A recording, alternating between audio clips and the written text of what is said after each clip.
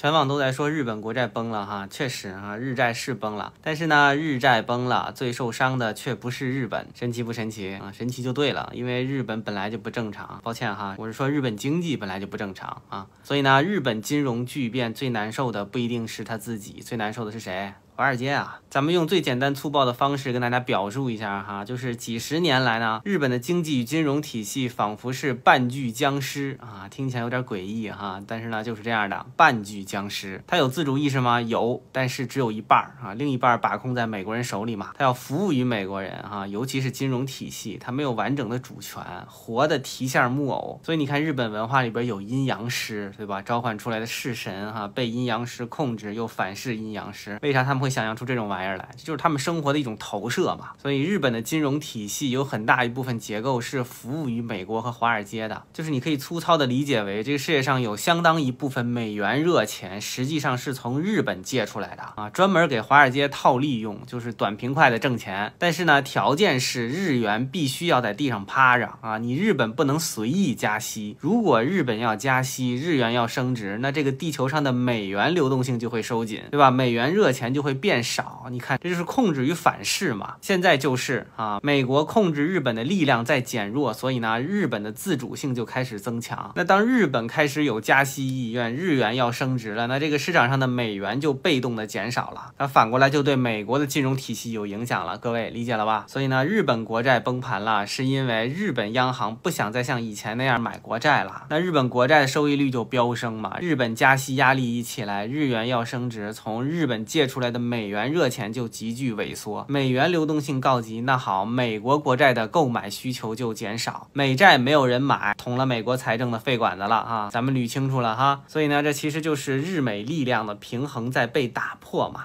美国变弱了，就随时面临着要被日本反噬的结果嘛。